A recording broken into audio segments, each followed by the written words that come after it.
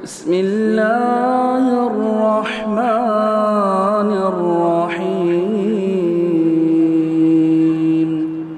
تمام قسم کی حمد و ثنا، بڑائی، کبریائی، تعریف و توصیف اس اللہ وحدہ لا شریک کے لیے لائق و زیبا ہے جس نے ساری کائنات کو عدم سے وجود بخشا۔ درود نازل ہو تمام انبیاء علیہم الصلاۃ والسلام پر، جنہیں اللہ سبحانہ و تعالیٰ نے اپنی اپنی قوموں تک ہادی اور رہبر بنا کر بھیجا، خصوصاً ہمارے اور آپ کے آخری نبی جناب محمد الرسول اللہ صلی اللہ علیہ وسلم کے ذات گرامی پر، جنہیں اللہ سبحانہ و تعالیٰ نے ایک ایسی شریعت سے نوازا جو شریعت رات کی تاریکی میں بھی دن کی طرح واضح اور روشن ہے۔ محترم حاضرین، خطبہ مسنونہ کے بعد آیت کریمہ پڑھی گئی۔ اللہ سبحانہ و تعالیٰ ارشاد فرماتے ہیں کہ اے ایمان والوں، تم اپنے نفسوں کو اور اپنے گھر والوں کو جہنم کی آگ سے بچاؤ۔ پھر اللہ نے اس جہنم کی خطرناکی کا ذکر کرتے ہوئے کہا کہ وہ جہنم جس کو دہکایا جائے گا، جسے بھڑکایا جائے گا انسانوں کے ذریعے اور پتھروں کے ذریعے، اور اللہ نے اس جہنم میں ایسے فرشتے مقرر کر رکھے ہیں جو طبیعت کے اعتبار سے بڑے سخت ہیں، بے رحم ہیں، اور یہ اللہ کے کسی فرمان کی نافرمانی نہیں کرتے۔ محترم حاضرین، انسان دنیا میں بھیجا گیا ہے اس لیے تاکہ وہ اللہ کو خوش کرے۔ یہ دنیا، اس کی زیب و زینت، یہ اللہ کو خوش کرنے میں ہماری مدد کرتی ہے۔ اگر کسی انسان نے اس دنیا کے لیے جینا سیکھ لیا، اس دنیا کے لیے وہ مرنے کے لیے تیار ہے، چاہے اس دنیا میں اس کا مال آئے، اس کی آل و اولاد آئے، اس کی شان و شوکت آئے، اس کا عہدہ اور رتبہ آئے، مگر اتنا سب وہ اللہ کو خوش کرنے کے لیے نہیں کرتا ہے تو اس سے زیادہ نقصان اٹھانے والا انسان دنیا میں کوئی اور نہیں ہے۔ اسی لیے کامیاب انسان کون ہے، اس کا ذکر قرآن میں صاف کیا گیا اور کہا گیا فَمَن زُحْزِحَ عَنِ النَّارِ وَأُدْخِلَ الْجَنَّةَ فَقَدْ فَازَ، کہ جو آدمی اللہ کو خوش کر گیا اور اللہ نے اپنی رضامندی کی بنیاد پر اسے جہنم سے بچا لیا اور وہ جنت میں داخل ہو گیا تو ایسا ہی انسان کامیاب ہے۔ اگر انسان ایسے نیک اعمال نہیں کر پایا جو اسے جہنم سے کیا ہے بچا سکیں، ایسے اعمال کر گزر گیا جو اسے جہنم میں لے جا سکیں، اگرچہ وہ بعد میں جل کر گناہوں کا نتیجہ بھگت کر جنت میں پہنچ بھی گیا، تب بھی وہ اللہ اور اس کے رسول کے اعتبار سے ناکامیاب انسان ہے، بلکہ نقصان اٹھانے والوں میں سے ہے۔ محترم حاضرین، حضرت علی بن ابی طالب رحمہ اللہ علیہ رضی اللہ عنہ اس آیت کے ماتحت کہتے ہیں کہ اے ایمان والوں، تم اپنے نفسوں کو، اپنے گھر والوں کو جہنم کی آگ سے بچاؤ۔ اس کا مطلب کیا ہے؟ کہتے ہیں اے علموہم وادبوہم، کہ اپنے نفس کو اور اپنے گھر والوں کو تم ادب سکھاؤ، تم انہیں علم سکھاؤ، کیونکہ ادب اور علم یہ دو ایسے راستے ہیں جن راستوں پر چل کر انسان اللہ کی عبادت کو ادا کر سکتا ہے۔ یہی وہ دو راستے ہیں جو انسان کو جنت تک پہنچانے اور جہنم سے بچانے میں مددگار ثابت ہو سکتی ہے۔ محترم حاضرین، ادب کہتے کسے ہیں؟ علماء نے ادب کی بہت ساری تعریفیں کی ہیں۔ کہا جاتا ہے کہ جو اسلامی آداب ہیں، اسلامی جو آداب ہیں، وہ اصل میں دین اسلام کی خوبصورتی ہے، اور یہ خوبصورتی کیسے واضح ہوتی ہے؟ انسان کا محبت والا مزاج رکھنے سے ثابت ہوتی ہے کہ وہ اللہ سے محبت کرے، اس کے رسول سے محبت کرے، کتاب و سنت سے محبت کرے، اور اللہ کے بندوں کے ساتھ بھی محبت کا برتاؤ کرے، اس کے دل میں احترام ہو، اس کی زبان میں احترام ہو۔ اس کے علاوہ اس کا جو تعلق اپنے رب سے ہے، جناب محمد الرسول اللہ صلی اللہ علیہ وسلم کی شخصیت سے ہے، دین اسلام سے ہے، یا اللہ کے بندوں سے ہے، کتاب و سنت سے ہے، یہ تمام چیزیں معنی رکھتی ہیں کہ وہ کتنا ایمان والا ہے، کتنا اس نے اپنے نفس کو پاک کیا ہے، اور سوشل طور پر اجتماعی انداز سے اس کے تعلقات کیسے انسانوں کے ساتھ ہے، وہ کتنا لوگوں میں اخلاق مند مانا جاتا ہے۔ ایسا ہی انسان حقیقت میں دنیا میں کامیاب ہونے والا ہے۔ ابن حجر رحم اللہ علیہ اور امام سیوطی رحمہ اللہ علیہ نے ادب کی تعریف کرتے ہوئے کہا کہ الادب استعمال ما يحمد قولا وفعلا. اسلامی آداب کہتے ہیں کہ ہر وہ چیز جو انسان اپنی زبان سے ادا کرتا ہے یا اپنے کردار سے ادا کرتا ہے اور اسلام اس کو اچھا سمجھتا ہے. ہر وہ قول اور فعل جو انسان اپنی زبان اور کردار سے ادا کرے اور اسلام اس کو اچھا سمجھے، نہ کہ میں اسے اچھا سمجھوں یا معاشرے کے لوگ سمجھیں. اچھائی کا معیار کتاب و سنت ہے، لہذا اسے ادب کہا جاتا ہے. مصباح المنیر کے اندر ابو زید الانصاری رحمہ اللہ علیہ ادب کی تعریف کرتے ہوئے کہتے ہیں کہ ہر وہ کام جو فضیلتوں میں سے ہے، جس کو کرنے کا حکم اسلام نے دیا ہے، جس کے اپنانے سے اللہ اس کے رسول خوش ہوتے ہیں، وہ اسلامی آداب کے اندر آتا ہے. اگر عام الفاظ میں کہا جائے اسلامی آداب سے مراد اسلام کی وہ تمام تعلیمات ہیں جس کا تعلق اخلاق سے ہے، جس کا تعلق آداب سے ہے. اب انسان کی زندگی میں جتنے پہلو ہیں، چاہے اس کا تعلق اللہ کی عبادت سے ہو، چاہے اس کا تعلق انسان کے اپنے ذاتی معاملات سے ہو، چاہے اس کا تعلق انسان کا اپنے گھر والوں کے ساتھ ہو، وہ تمام کی تمام چیزیں اسلامی آداب کے اندر آ جاتی ہیں. محترم حاضرین، اسلامی آداب کو اپنانا کتنا ضروری ہے اور کیوں کر ضروری ہے؟ اگر اس مسئلے پر گفتگو کی جائے تو یاد رکھیے کہ اسلامی آداب کا اپنانا اتنا ضروری ہے کہ سب سے پہلے اللہ تعالیٰ نے اس ادب کے استعمال کرنے کا، اس ادب کو اختیار کرنے کا حکم پیارے نبی جناب محمد الرسول اللہ صلی اللہ علیہ وسلم کو دیا. اللہ نے کہا خذ العفو وأمر بالعرف وأعرض عن الجاہلین. اے نبی صلی اللہ علیہ وسلم، آپ معافی کو پسند کیجئے، لوگوں کو معاف کرنا آپ اختیار کر لیجئے، اور جو بھی بھلائی کا کام ہے اس کا حکم دیا کیجئے، اور جو جاہل ہیں ان سے آپ اعراض کیا کیجئے. یہ تین باتیں ایسی ہیں کہ جس آدمی کے اندر یہ تین چیزیں پائی جائیں، سمجھ لیجئے کہ بنیادی آداب اس کے اندر موجود ہے، کہ وہ لوگوں کو معاف کرتا ہے، ہر کسی کو معاف کرتا ہے، وہ اپنے گھر والوں کو معاف کرتا ہے، وہ ان لوگوں کو بھی معاف کرتا ہے جنہوں نے اس کے ساتھ ظلم کیا. دوسری بات کہ وہ بھلائی کا حکم دیتا ہے، اپنے زبان کو خاموش نہیں رکھتا، دیکھتا ہے کہ معاشرے میں سود خوری ہے، دیکھتا ہے کہ معاشرے میں اللہ اس کے رسول کے ساتھ بے ادبی کی جاتی ہے، وہ یہ نہیں سوچتا کہ یہ اپنا ہے یا غیر کا ہے. اگر وہ مسلمان ہے، اگر غیر مسلم بھی ہے، تو اسے اسلام کی دعوت کو پہنچانے میں پیچھے نہیں ہٹتا. اور تیسرا، وہ جاہلوں سے اعراض کرتا ہے، ہر کسی کے منہ نہیں لگتا، اپنے اندر کے شیطان کو لوگوں کے سامنے نہیں دکھاتا. جو آدمی ان تین چیزوں کو تھامے رکھتا ہے، سمجھ لیجئے کہ اسلام کے بنیادی آداب میں سے ایک ادب اس کے پاس موجود ہے. صحیح بخاری کے اندر حضرت ابو موسیٰ اشعری رضی اللہ عنہ کی ایک روایت ہے. اللہ کے نبی نے اسلامی آداب کو اختیار کرنے کا فائدہ بتایا. اللہ کے نبی صلی اللہ علیہ وسلم کی مشہور حدیث ہے کہ ثلاثۃ لہم اجران، تین قسم کے آدمی ایسے ہیں جن کو اللہ دوہرا یعنی دگنا اجر دیتا ہے. ایک وہ آدمی جو پہلے اہل کتاب تھا، یہود و نصارہ میں سے تھا، اپنے نبی پر ایمان لایا، پھر وہ اللہ کے نبی صلی اللہ علیہ وسلم پر ایمان لاتا ہے.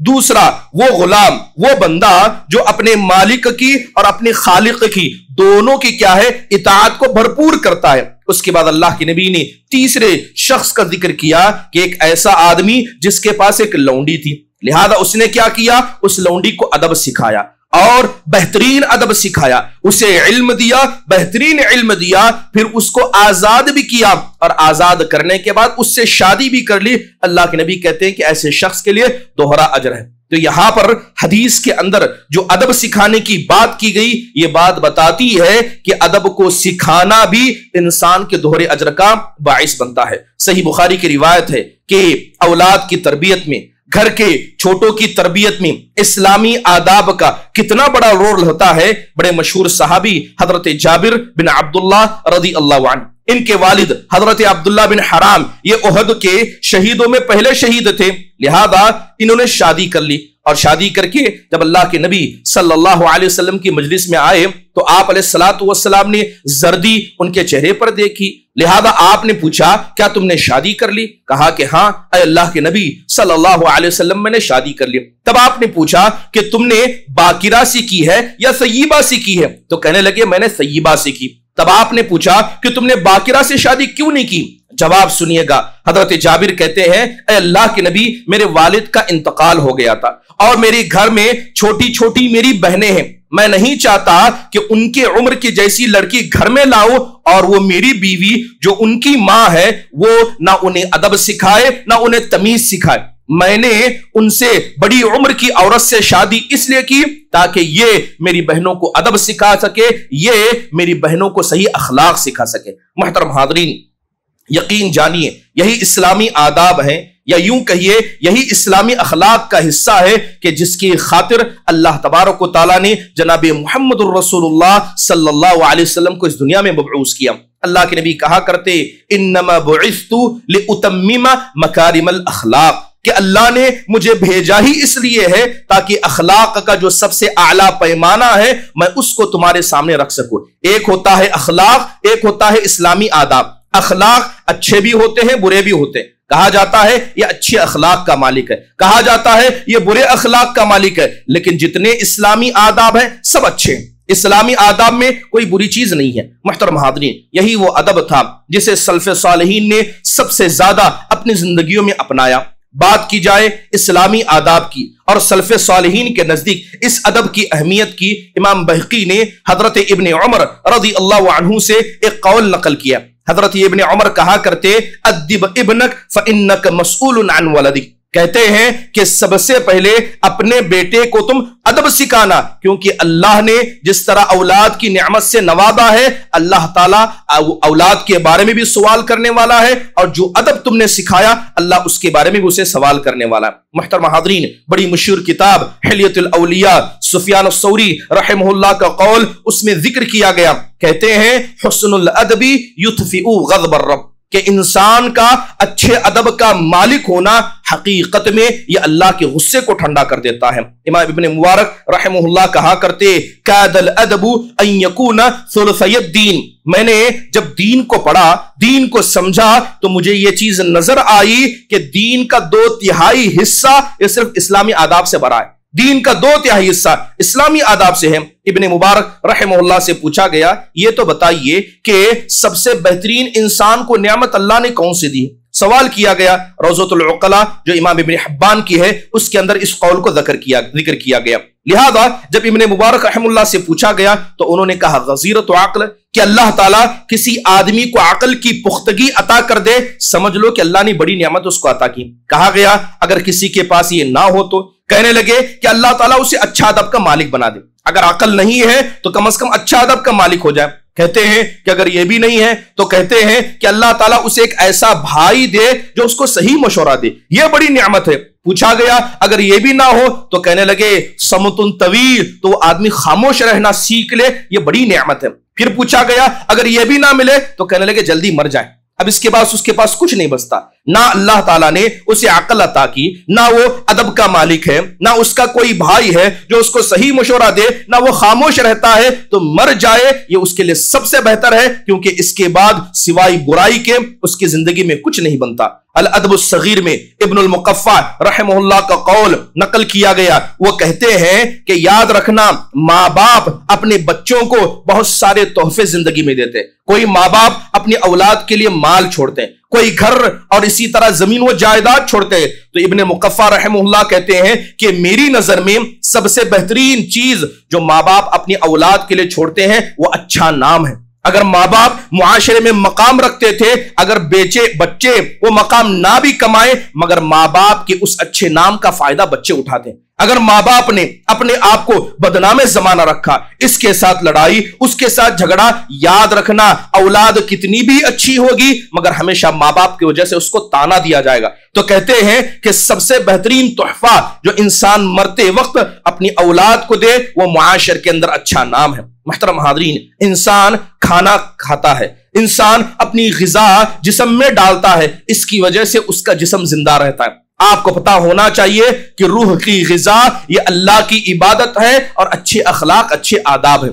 مثال کے طور پر ایک بیج ہے، اگر اس بیج کو پانی نہ ملے تو کیا وہ بیج آگے بڑھ سکتا ہے؟ کیا وہ بیج درخت کی شکل اختیار کر سکتا ہے؟ اس کی زندہ مثال ایسے ہی ہے جیسے ایک انسان ہے مگر ادب سے خالی ہے. اگر ادب سے خالی ہے تو نہ وہ پروان چڑھ سکتا ہے، نہ اللہ کا بندہ بن سکتا ہے، نہ معاشرے میں اچھا انسان بن سکتا ہے.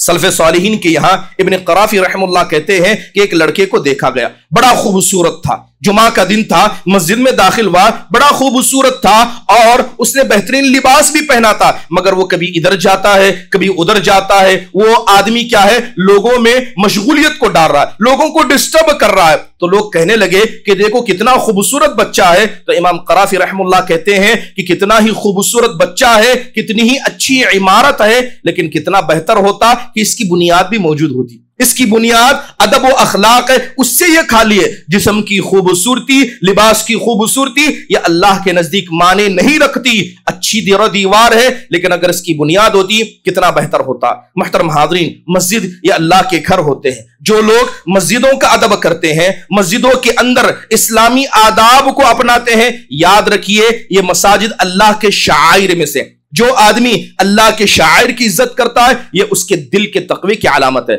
मस्जिदों के अंदर लोग आते हैं, आदाब का ख्याल नहीं रखते। माजरत के साथ आज हमारा हाल यह है कि लोगों से कहा जाता है आप ऐसा करिए, तो लोग इतने अदब से खाली हो गए, कहते हैं क्या यह करना वाजिब है, क्या यह करना जरूरी है। जिन लोगों ने सिर्फ वाजिबात को और फराइज को पकड़ा, ऐसे लोगों की जिंदगियों से सुन्नतें गायब हो जाएंगे, सुन्नतों से महरूम होंगे। जरूरी है कि इंसान क्या करे, सुन्नतों को अपनाए। मिसाल के तौर पर सर को खुला रखना, सर को ढकना। अगर पूछा जाए, हमारे यहां एक बड़ा मसला है, जब कहा जाता है कि सर पर टोपी रखिए, तो लोग कहते हैं कि टोपी रखना वाजिब है। क्या मस्जिद में आने के बाद टोपी रखना वाजिब है? बिल्कुल सही बात है, रखना वाजिब नहीं है, लेकिन क्या यह इस्लामी आदाब का हिस्सा नहीं है? आप जुमा की दिन आए, ईद का दिन है, सबसे बेहतरीन लिबास पहनकर आए। अल्लाह के नबी अलैहिस्सलातु वस्सलाम को सफेद लिबास सबसे ज्यादा प्यारा था। अल्लाह को लिबास पसंद है। अल्लाह के नबी ने क्या कहा कि इसी लिबास में इंसान की आखिरी मंजिल को तय किया जाता है। कफन के तौर पर सफेद लिबास पहनाया जाता। जुमा का दिन हो, आप सफेद लिबास ना पहने। जुमा का दिन हो, आपका सर खाली हो और आप अपने दिल में उम्मीद रखें कि अल्लाह से हम डरते हैं, अल्लाह ताला का अदब करते हैं, उसके अहकाम का अदब करते हैं। कहीं ना कहीं यह चीज काबिल गौर है, हर इंसान को इस पर तवज्जो देनी चाहिए। मुहतरम हाज़रीन, जुमा का दिन है, क्या हम में से कौन नहीं जानता कि जब इमाम मिंबर पर चढ़ जाए, उसके बाद जो भी आदमी मस्जिद में आता है, जुमा के सवाब से उसे महरूम कर दिया जाता है। जुमा शुरू हुआ, आधी मस्जिद खाली थी। क्या यही हकीकत में जुमा के दिन का अदब हम करते हैं? क्या हकीकत में यही अल्लाह का डर हमारे दिलों में है? कमाना खाना हमारी जिंदगी का हिस्सा है, यह हमारी मुकम्मल जिंदगी नहीं है।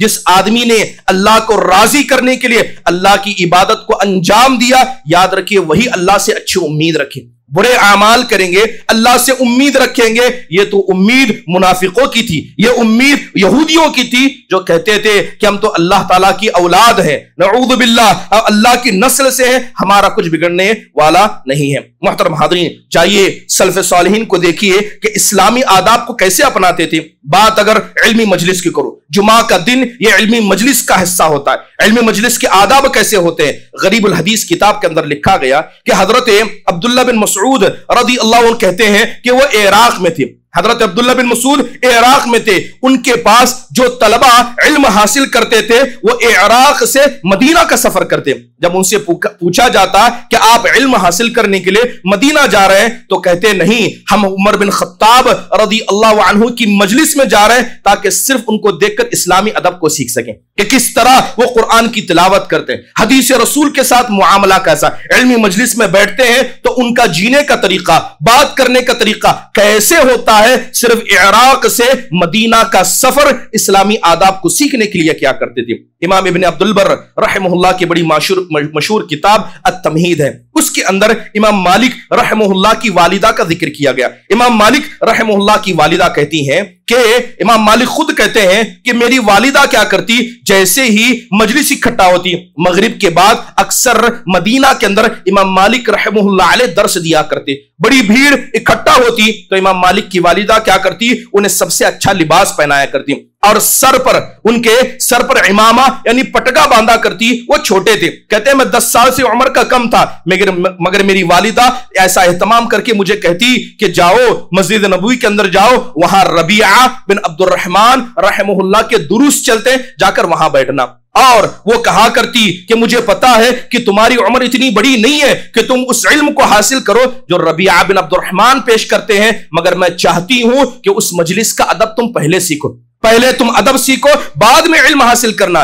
جس آدمی نے علم تو حاصل کیا مگر اسے اسلامی آداب نہیں پتا ہے، ایسا نقصان وہ آدمی اپنے زندگی میں اٹھائے گا جس کی کوئی زندہ مثال نہیں دیکھی جا سکتی۔ وہب بن منبہ رحمہ اللہ کہتے ہیں کہ امام مالک کی مجلس میں ہم بھی شامل ہوتے۔ وہ امام مالک جس نے ربیعہ بن عبد الرحمن سے ادب کو حاصل کیا، ان کے شاگرد وہب بن منبہ کہتے ہیں کہ امام مالک کی مجلس میں ہم شامل ہوتے، جتنا علم ہم نے امام مالک سے لیا اس سے زیادہ ہم نے اسلامی آداب کو ان سے سیکھا ہے، ان سے دیکھ کر سیکھا ہے۔ غایۃ النہایہ ابن الجزری رحمہ اللہ کی کتاب ہے، وہ کہتے ہیں کہ میں نے 30 سال علم حاصل کیا، 10 سال علم سیکھا، 20 سال میں نے ادب کو حاصل کیا، 20 سال میں نے ادب کو حاصل کیا۔ امام احمد بن حنبل رحمہ اللہ کی مجلس سے اکٹھا ہوتی، امام احمد بن حنبل کی مجلس سے اکٹھا ہوتی، اس کے اندر ایک مجلس میں 5-5 ہزار لوگ اکٹھا ہوتے، لیکن سامنے بیٹھے ہوئے 400 سے 500 لوگ ہی کیا ہے لکھا کرتے، باقی صرف بیٹھ کر سنا کرتے۔ جب اسے پوچھا جاتا کہ ایسا کیوں ہے تو لوگ کہتے کہ ہم علم تو حاصل کرنے آئے ہیں لیکن اس سے زیادہ مجلس کی خاموشی، دل کی خاموشی، دل کا تقوی اور علمی مجلس کا ادب سیکھنے کے لیے 4,500 لوگ اکٹھا ہوا کرتے تھے۔ محترم حاضرین، تاریخ دمشق کے اندر ابن عساکر رحمہ اللہ نے بڑی پیاری بات کہی۔ ابو عبداللہ بوشنجی رحمہ اللہ کہتے ہیں کہ من اراد العلم والفقہ بغیر ادب فقد اقتحم ان یکذب اللہ علی اللہ ورسولہ۔ کہتے ہیں کہ یاد رکھو کہ جس آدمی نے علم کو حاصل کیا، اسلامی فقہ کو حاصل کیا، مگر اس نے پہلے ادب کو حاصل نہیں کیا۔ اسلامی آداب نہ اس کے ماں باپ نے سکھائے، نہ معاشرے سے سیکھا، لیکن وہ آدمی علم سیکھ چکا ہے، فقہ سیکھ چکا ہے، تو قریب ہے کہ ایسا آدمی اللہ کو بھی جھٹلائے گا اور آگے چل کر نبی صلی اللہ علیہ وسلم کی شان پر بھی گستاخی کرے گا۔ بغیر ادب کے انسان علم سیکھ لے، یہی نتیجہ ہونے والا ہے۔ اگر انسان اسلامی آداب کو نہ سیکھے، وہ قرآن و حدیث کے مسائل کو غلط سمجھے گا یا غلط استعمال کرے گا، اپنی عقل کا استعمال وہ کتاب و سنت کے اصول سے زیادہ کرے گا۔ محترم حاضرین، معذرت کے ساتھ کیا آج ہمارے نوجوانوں کا یہ حال نہیں ہے؟ وہ لوگ جو کہتے ہیں کہ ہمیں علم دیا گیا اور علماء کی مجلس میں علماء سے پہلے بڑھ کر آگے جواب دیتے ہیں، جا کر ان کی زندگیوں میں دیکھیے، نہ اللہ کا ادب ان کے پاس موجود ہے، نہ رسول کی سنتوں کے حوالے سے ان کی زندگیوں میں ادب ہے۔ جتنے لوگوں نے اسلامی آداب کو چھوڑ کر پہلے علم حاصل کیا، پہلے فقہ حاصل کیا، ایسے لوگ اپنی عقل کو مقدم رکھتے ہیں اور کتاب و سنت کے مسائل کو مؤخر رکھتے ہیں۔ یہ زندگی کی بربادی کی زندہ علامت ہے۔ محترم حاضرین، سوال یہ ہے کہ اس ادب کی ضرورت ہمیں کیوں ہے؟ اگر کامیاب ہونا ہے تو اسلامی ادب کو اپنانا پڑے گا۔ اس کے بغیر آپ کا علم، آپ کی تقوی و پرہیزگاری، یہ آپ کے اعمال اللہ کے یہاں کبھی قابل قبول نہیں ہو سکتے۔ قرآن میں اللہ کہتا ہے وَلَوْلَا فَضْلُ اللَّهِ عَلَيْكُمْ وَرَحْمَتُهُ مَا زَكَى مِنْكُمْ مِنْ أَحَدٍ أَبَدًا وَلَكِنَّ اللَّهَ يُزَكِّي مَن يَشَاءُ۔ اللہ کہتا ہے اے انسانوں، یہ تم پر اللہ کا فضل ہے، اے انسانوں یہ تم پر اللہ کا فضل ہے کہ تم مسلمان ہو، یہ اس کی رحمت ہے۔ اگر اللہ کا فضل نہ ہوتا تو تم میں کا کوئی آدمی مسلمان بھی نہ ہوتا، تم میں کا کوئی آدمی دین حق پر بھی نہیں ہوتا۔ لوگ کہتے ہیں ہم نے یہ کیا، ہم نے وہ کیا، لوگ اپنی تعریفیں بیان کرتے ہیں۔ اعمال کی بات تو چھوڑیں، اللہ کے فضل سے آپ مسلمان ہیں، کیا آپ نے جو اعمال انجام دیے کیا اس میں اللہ کا فضل شامل حال نہیں ہے؟ لوگ خود پسندی میں ایسے مبتلا ہیں کہ وہ اللہ کے فضل کو بھول جاتے ہیں، اور اس کی بنیادی وجہ اسلامی آداب کا نہ ہونا ہے۔ جناب محمد الرسول اللہ صلی اللہ علیہ وسلم کی زندگی ہمارے لیے نمونہ ہے۔ آپ کس طرح اللہ کا ادب کرتے، کس طرح اللہ کی تعظیم آپ کے دل میں تھی، اس کی زندہ مثالیں جائیے جناب محمد الرسول اللہ صلی اللہ علیہ وسلم کی زندگی میں آپ کو مل جائیں گی۔ فتح مکہ کا موقع ہے، وہ مکہ جس کو فتح کرنا آپ علیہ الصلوۃ والسلام کی خواہشات میں صدا۔ وہ بات ہمیں یاد ہے، اللہ کے نبی علیہ الصلوۃ والسلام کو مجبور کیا گیا، آپ کی بیوی حضرت خدیجہ بنت خویلد رضی اللہ عنہا کا انتقال ہو گیا۔ وہ چچا جو آپ کی ریڑھ کی ہڈی بن کر مکہ میں موجود تھے وہ دنیا سے چلے گئے۔ دو سہارے کیا گئے، مکہ والے نے آپ کو قتل کرنے کا ارادہ کیا، آپ کو ہجرت کا حکم ہوا، آپ رات میں نکلے، حضرت ابوبکر صدیق رضی اللہ عنہ ساتھ میں تھے۔ حدیث کے اندر آیا ہے، تاریخ کے اندر بتایا گیا کہ جب اللہ کے نبی علیہ الصلوۃ والسلام مکے کے ٹیلے پر چڑھ کر نیچے اتر رہے تھے،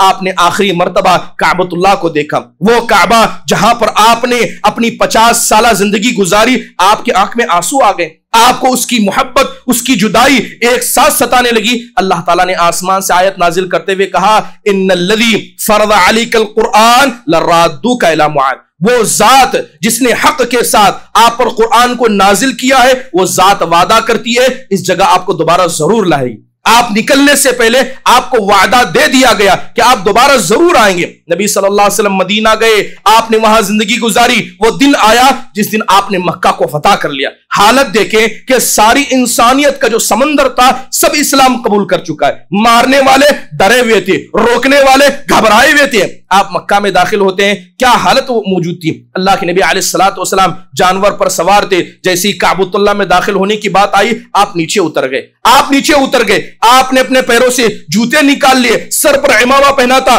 آپ نے اتار دیا اور سر کو جھکا کر آپ کعبۃ اللہ میں داخل ہوتے ہیں۔ اللہ کے نبی یہ صاف بتانا چاہتے تھے کہ آج جو کامیابی ملی ہے یہ اللہ کی وجہ سے، آج اگر غرور سے گھمنڈ سے میں اللہ کے گھر میں داخل ہو جاؤں گا، اللہ تو دلوں کے راز کو جانتا ہے۔ اللہ کے نبی کی یہ عاجزی، یہ انکساری تھی کہ آپ نے اللہ کے سامنے تواضع کرتے ہوئے یہ کام کیا، پھر آپ علیہ الصلوۃ والسلام کعبۃ اللہ میں داخل ہوئے۔ محترم حاضرین، اللہ کے نبی کی عاجزی، آپ کی انکساری، اللہ کی عظمت اور اللہ تعالیٰ کا یہ احترام ایسا تھا کہ اللہ تعالیٰ نے آپ کے ذکر کو بلند کیا۔ اللہ نے کہا وَرَفَعْنَا لَكَ ذِكْرَكَ، آپ نے اللہ کے سامنے ایسی عاجزی دکھائی ہے، اے نبی لیجئے، ہمارے طرف سے تحفہ یہ ہے کہ اللہ نے آپ کے نام کو بلند کر دیا، رہتی دنیا تک آپ کا نام بلند ہے، لہذا اذان ہوتی ہے اللہ کے نبی صلی اللہ علیہ وسلم کا نام لیا جاتا ہے۔ ابھی اذان دی گئی، جب دن میں 5 وقتہ جہاں مسلمان ہیں، جہاں مسجدیں ہیں، وہاں اللہ کے نبی کا نام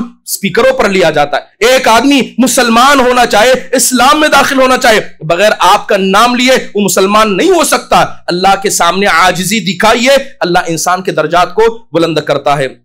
جیسے کہ بڑی مشہور حدیث ہے، آپ کہا کرتے من تواضع للہ رفعہ اللہ، جو اللہ کے سامنے جھک گیا اللہ نے لوگوں کے سروں پر اس کو اٹھا کر رکھ دیا۔ محترم حاضرین، یہ اللہ کی تعظیم تھی۔ خود اللہ کے نبی علیہ الصلوۃ والسلام کے صحابہ اکرام کیسا ادب اللہ کے نبی کے ساتھ کیا کرتے۔ بڑا مشہور قصہ ہے، قباء کے لوگوں میں بنی عمرو بن عوف کے قبیلے کے بیچ میں کچھ اختلافات ہو گئے، ان کے بیچ میں کچھ معاملہ ہو گیا۔ اللہ کے نبی ان کی اصلاح کے لیے گئے تھے، مسجد نبوی خالی تھی، مؤذن آ کر کہتے ہیں کہ اذان کا وقت ہو چکا ہے۔ اذان دی گئی اور حضرت ابو بکر آگے بڑھ کر نماز پڑھنے لگے۔ اسی درمیان نمازی کے درمیان اللہ کے نبی علیہ الصلوۃ والسلام مسجد میں داخل ہو گئے۔ اب صحابہ اکرام نے جیسی آپ کو دیکھا زور سے تالیاں مارنے لگے، اور حضرت ابو بکر کا معاملہ ایسا تھا کہ جب ایک بار مصلی پر کھڑے ہو جاتے پیچھے پلٹ کر نہیں دیکھا کرتے، وہ اپنی نماز میں مشغول ہوتے۔ جب تالیاں زیادہ ہو گئی تو حضرت ابو بکر پیچھے پلٹ کر دیکھتے ہیں تو صفوں کے بیچ میں جناب محمد الرسول اللہ صلی اللہ علیہ وسلم کو دیکھ لیتے۔ دیکھتے ہی اللہ کے نبی اشارہ کرتے ہیں کہ جس جگہ ہو وہیں کھڑے رہو، نماز کو مکمل کرو، مگر حضرت ابو بکر پیچھے آ جاتے۔ اللہ کے نبی صفوں کو چیرتے ہوئے آگے بڑھتے ہیں، آپ نماز کو پڑھاتے ہیں۔ جیسی نماز ختم ہوتی ہے تو اللہ کے نبی صلی اللہ علیہ وسلم نے پوچھا، اے ابو بکر، جب میں نے تم سے کہا تھا کہ اپنی جگہ پر کھڑے رہنا تم پیچھے کیوں ہٹے؟ تو حضرت ابو بکر کہتے ہیں کیا ابن ابی قحافہ کے بیٹے کی اتنی ہمت کہ اللہ کے نبی صلی اللہ علیہ وسلم موجود ہو اور میں آگے بڑھ کر نماز پڑھاؤں؟ نہیں، یہ ادب نہیں ہے، لہذا پیچھے ہٹ گئے۔ یہی وجہ تھی، یہی نبی کریم صلی اللہ علیہ وسلم کا ادب تھا۔ حقیقت میں ادب آپ کی شخصیت کا نہیں بلکہ آپ کی نبوت کا تھا۔ حقیقت میں ادب آپ علیہ الصلوۃ والسلام کے اس اللہ کے فضل کا تھا جسے اللہ تعالیٰ نے آپ کو عطا کیا تھا۔ اس کے بعد صرف ایک نماز کیا پڑھائی، اللہ تعالیٰ نے آپ کو امت کا سب سے پہلا خلیفہ بنا دیا۔ محترم حاضرین، والدین کا ادب کرنا یہ بچوں کی نجات کا ذریعہ۔ بسا اوقات موت جو اٹل فیصلہ ہے، اللہ سبحانہ و تعالی نے بہت سارے فیصلے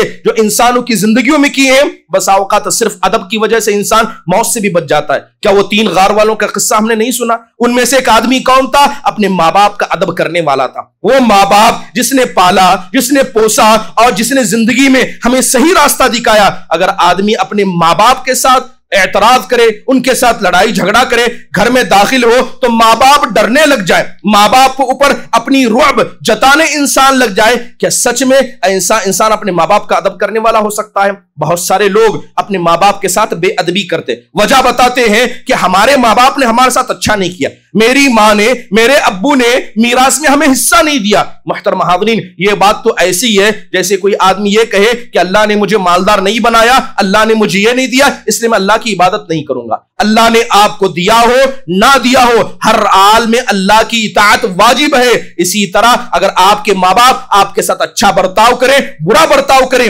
माँ बाप दुनिया में आने का अल्लाह के फضل के बाद एक जरिया है, तो हर हाल में माँ बाप की इताअत वाजिब व जरूरी है। मोहतरम हाज़रीन, उन 3 गार वालों में से एक आदमी ऐसा था जिसने अपने माँ बाप के साथ अच्छा अदब किया, अल्लाह ताला ने उसे मौत से बचा लिया। इब्ने मुबारक रहमहुल्लाह से पूछा गया, ये बताइए जो आदमी इस्लामी आदाब को छोड़ देता है क्या नतीजा होता है? कहते हैं कि जिस आदमी ने इस्लामी आदाब को छोड़ा, अल्लाह ताला सबसे पहले उसे सुन्नतों से महरूम करेगा। वो नबी की सुन्नतों को अपना नहीं सकता, उसकी पहली सजा ये होगी। और जिस आदमी को अल्लाह ने सुन्नतों से महरूम कर दिया, अब वो फराइज से भी महरूम होगा, वो फराइज के अदायगी में कोताही करेगा। और जो आदमी फराइज के अदायगी में कोताही करेगा, अल्लाह उसे बुरी मौत में जरूर मुब्तला करेगा। बुरी मौत का नतीजा वो इंसान जरूर बनेगा। मुहतरम हाज़रीन, इस्लामी आदाब कितने किस्म के हैं? इब्ने क़य्यिम रहमतुल्लाह ने अपनी किताब मदारिजुस सालिकीन में इस्लामी आदाब को 3 हिस्सों में तकसीम किया। पहले, इंसान अल्लाह के साथ अदब करना सीखे। दूसरा, अल्लाह के नबी अलैहिस्सलातु वस्सलाम और इस्लामी शरीयत के साथ अदब का इस्तेमाल करे। और तीसरा क्या है कि इंसान अल्लाह के बंदों के साथ अदब का इस्तेमाल करे। बात अगर अल्लाह ताला के साथ अदब करने की है, अल्लाह का अदब क्या है? अल्लाह का अदब यह है कि सबसे पहले आप अल्लाह की जात का इल्म रखें, आप अल्लाह के बारे में जानें, अल्लाह के नाम कितने हैं, उसके अस्मा और सिफात कितने हैं, अल्लाह तबारक व तआला किन सलाहियतों का मालिक है। इसकी वजह से अल्लाह से मोहब्बत पैदा होती है, उसकी ताज़ीम पैदा होती है, अल्लाह से इंसान अच्छा गुमान रखता है, उस पर तवक्कुल पैदा होता है, वो अल्लाह से हया करता है, उसकी नेमतों पर शुक्र करता है, वो अल्लाह से दुआ मांगता है। मुहतरम हाज़रीन, हाल अगर सिर्फ हुस्ने ज़न का करें, याद रखिए अल्लाह से अच्छा गुमान वही इंसान कर पाएगा जो अल्लाह की मारिफत रखता होगा। जो आदमी अल्लाह को नहीं जानता, उसकी मारिफत को सीने में नहीं रखता, वो कभी अल्लाह से अच्छा गुमान नहीं कर सकता। और अल्लाह के नबी अलैहिस्सलातु वस्सलाम ने क्या कहा? खुद अल्लाह कहता है, अना इंद ज़न्नी अब्दी बी, कि मेरा बंदा मेरे बारे में जैसा गुमान करता है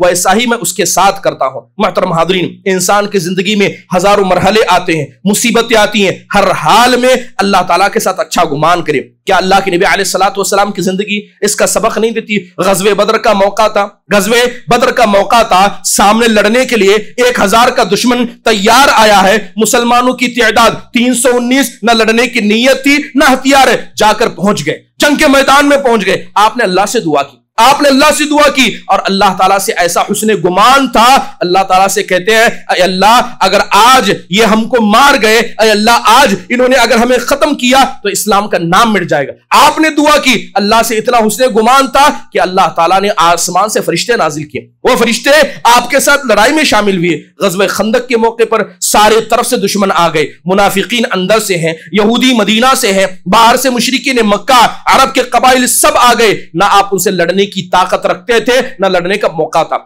आपने खंदक खोदी, अल्लाह से दुआ की, अल्लाह से ऐसा हुस्ने गुमान किया कि आप अलैहिस्सलातु वस्सलाम बचकर निकल गए, मुसलमान बच गए। गारे सौर का मामला देखिए, आप गार में मौजूद हैं, आप गार में मौजूद हैं, ऊपर दुश्मन पहुंच चुके हैं। हजरत अबू बकर कहते हैं, अल्लाह के नबी ये जो गार के दहाने पर पहुंच गए, खुदा की कसम अगर एक आदमी भी सिर्फ अपने कदमों की तरफ देख ले, वो हमको देख लेगा, हम पकड़े जाएंगे। तो अल्लाह के नबी ने बड़े इत्मीनान से कहा, अय अबू बकर ये तो बताओ उन 2 के बारे में तुम्हारा क्या ख्याल है जिसका तीसरा अल्लाह है। अल्लाह पर इतना गुमान था, अल्लाह के साथ इतना तवक्कुल का मामला था। ताइफ के मौके पर जब आप अलैहिस्सलातु वस्सलाम को मक्का से निकाला गया, ताइफ वालों ने आपके साथ बुरा मामला किया। कहां जाने का रास्ता था? ना मक्का जा सकते हैं, ना ताइफ में रुक सकते हैं, आप बीच में थे, ना मक्का में है ना ताइफ है, ना जाने का रास्ता पता है। सिर्फ अल्लाह से दुआ थी, अल्लाह से हुस्ने गुमान था। दोबारा आपको मक्का लाया गया, अल्लाह ताला ने असबाब पैदा कर दिए। मुहतरम हाज़रीन, यकीन जानिए अल्लाह तबारक व तआला के साथ हुस्ने गुमान रखना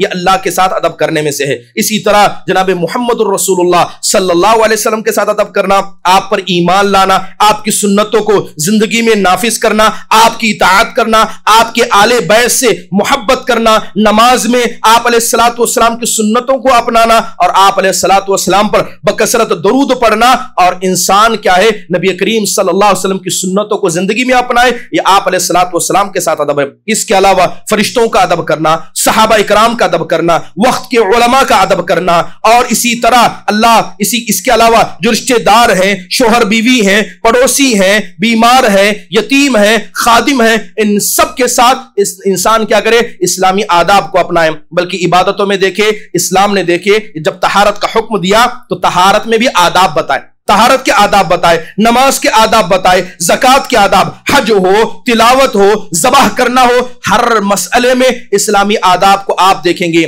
یہاں تک کہ تعاملات میں، ایک دوسرے کے ساتھ ڈیل کرنے میں اسلامی آداب کو بتائے گئے۔ ایک دوسرے پر سلام کیجئے، زیارت کیجئے، داخل ہونے سے پہلے اجازت لیجئے، نکاح و طلاق کے معاملات میں بھی اسلام نے آداب بتائے۔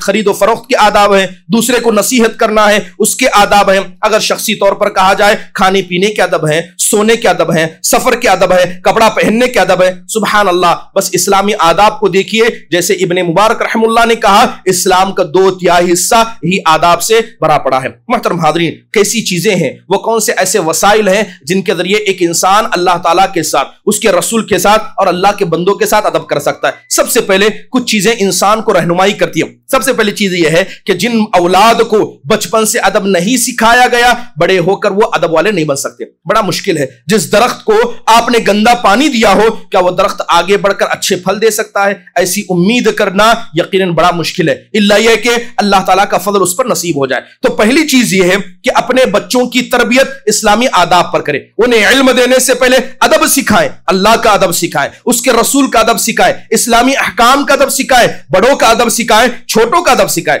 دوسری اہم بات، بچوں کے دل میں قرآن کی عظمت کو ڈالیں، اللہ کی عظمت کو، اس کے رسول کی عظمت کو، اسلامی شاعر کی عظمت کو ڈالیں۔ اس کے علاوہ سلف صالحین کے قصے جس کی شروعات جناب محمد الرسول اللہ صلی اللہ علیہ وسلم کی سیرت سے ہوتی ہے، صحابہ ہے ان کے قصے ان کو سنائیں، صحابہ کے وہ قربانیاں ان کے سامنے ذکر کریں تاکہ صحابہ کی عظمت ان کے دل میں بیٹھ جائے۔ اس کے علاوہ ماں باپ خود اچھا نمونہ بن کر اپنے بچوں کے سامنے دکھائیں۔ ماں باپ نماز کی پابند نہیں ہے، گھر کے اندر جھوٹ اور سختی کا معاملہ ہے اور آپ اپنے بچوں کو اچھا ادب سکھائیں، ایسا ہو نہیں سکتا جب تک کہ ماں باپ خود اپنی اولاد کے لیے بہترین نمونہ یا آئیڈیل نہیں بنتے، بچے اسلامی ادب کو نہیں سیکھ سکتے۔ اس کے علاوہ اہم چیز اولاد کے حوالے سے دعا کرنا ہے۔ بچوں کی دعائیں، بچوں کے لیے کی گئی دعائیں، خاص کر ماں باپ جو کرتے ہیں اللہ تعالیٰ اسے قبول کرتے ہیں۔ اللہ سے دعا کرنا، اللہ تعالیٰ کیا ہے ہمارے بچوں کو ادب سکھائے۔ اس کے علاوہ انسان کوشش کرے مسجدوں میں اپنے بچوں کو لائے، علمی مجلسوں میں اپنے بچوں کو لائے،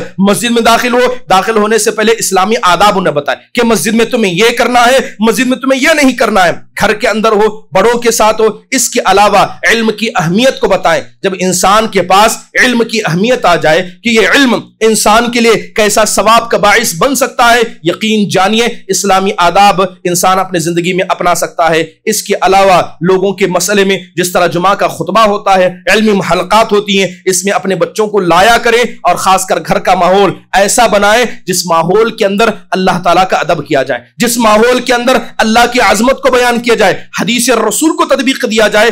گھر کا ماحول بڑا طے کرتا ہے۔ آج حال یہ ہے کہ سچ بتائیں کہ کتنے ایسے ماں باپ ہیں جو اپنے بچوں کے ساتھ اتنا وقت گزارتے ہیں جتنا بچے گھر کے باہر وقت گزارتے۔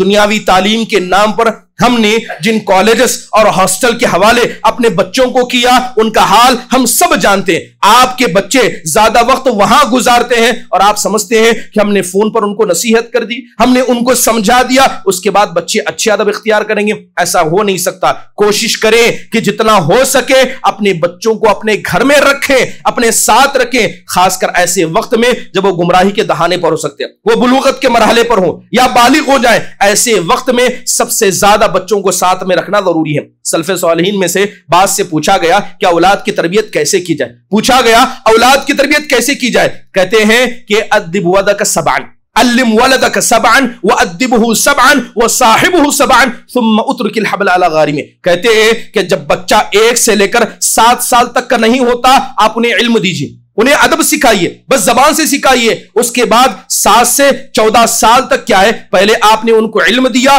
7 سے 14 سال میں آپ ان کو ادب سکھائیے، اس کے بعد 14 سے لے کر 21 کی عمر میں ہمیشہ اپنے ساتھ رکھیں۔ اپنے ساتھ رکھیے. جب آپ نے اتنا کر لیا اب وہ اونٹ ہے اس کی رسی کو اللہ کے توکل پر چھوڑ دیجئے. اسلامی تربیت کا بہترین حصہ ہے. اللہ تعالیٰ سے دعا ہے اللہ تبارک و تعالیٰ اسلامی آداب کی اہمیت کو سمجھنے، اس کی ضرورت کو زندگی میں نافذ کرنے اور اسلامی آداب کو اپنی اولاد کو سکھانے والوں میں سے بنائے. آمین. اقول قولی ھذا واستغفر اللہ لی ولکم ولسائر المسلمین من کل ذنب فاستغفروا انہ هو الغفور الرحیم.